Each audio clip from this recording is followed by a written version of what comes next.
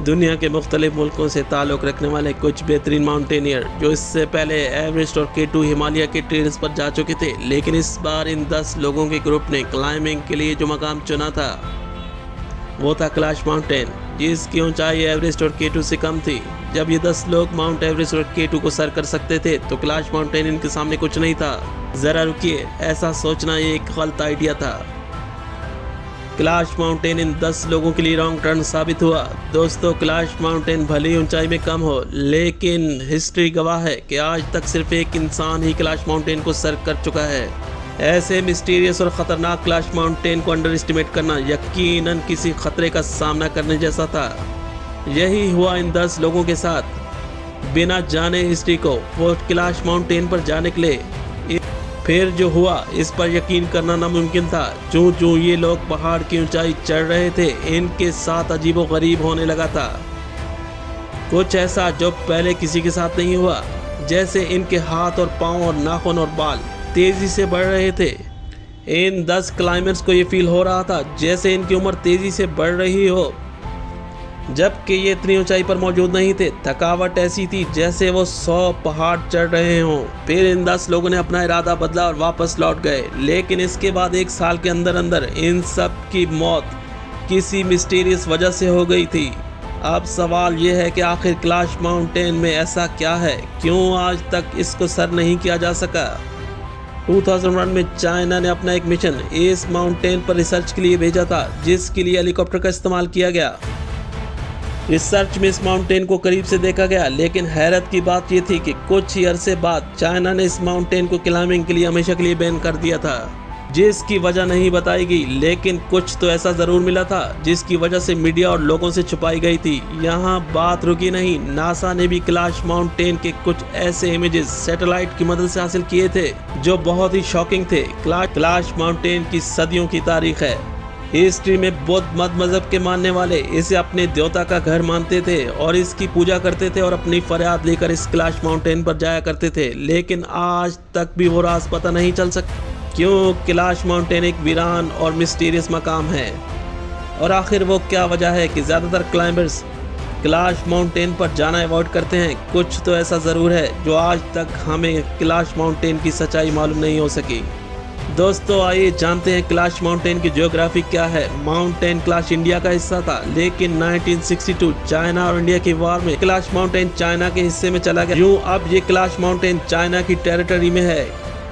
Kailash mountain से 4 अलग अलग रिवर निकलते हैं। सबसे हैरत अंगेज बात तो यह है कि चारों रिवर अलग अलग सिमत में चलते हैं, यानी नॉर्थ, वेस्ट, साउथ और ईस्ट। कैलाश माउंटेन में 2 लेक्स हैं।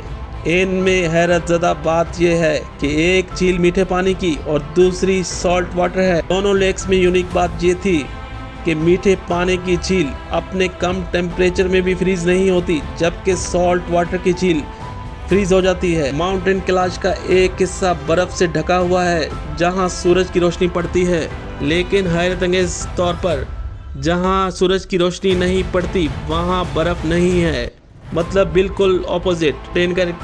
ये भी कैलाश माउंटेन का एक मिस्टीरियस फैक्ट है। ये तमाम फैक्ट्स शॉकिंग हैं। साइंटिस्ट का मानना है कैलाश माउंटेन ज़मीन और आसमान का सेंटर है। इसका मतलब कि ज़मीन के तमाम रीजनल का centre point south, east, west. 1999 में एक रशियन साइंटिस्ट ने, जिसका नाम इनरेस्टा, जिसने अपनी पूरी टीम के साथ रिसर्च की और एक किताब लिखी जिसमें वो लिखता है कैलाश माउंटेन एक ह्यूमन मेड पिरामिड है जो एक एडवांस टेक्नोलॉजी से बनाया गया था। हज़ारों साल पहले किसी हायर सिविलाइजेशन ने ये बनाया होगा। इन्होंने अपनी किताब में मज़ीद लिखा कि इस माउंटेन कैलाश में रात को अलग अलग किस्म की रोशनी दिखाई देती है, जिसकी तस्दीक मकामी लोगों ने भी की थी, और इस कैलाश माउंटेन में अलग अलग वाइब्रेशन भी सुनाई देती हैं। 2015 में एक रिसर्च की गई, मालूम हुआ कि माउंट कैलाश में पत्थरों के अंदर इलेक्ट्रिक मैग्नेटिक एनर्जी मौजूद है। इसके पीछे क्या मिस्ट्री है ये कोई नहीं बता सकता। 5000 गीगाहर्ट्ज़ की एनर्जी का मौजूद होना माउंट कैलाश को एक मिस्टीरियस जगह बनाता है। इतनी स्ट्रेंज और उलझी हुई हकीकत शायद ही किसी और माउंटेन में मौजूद हो।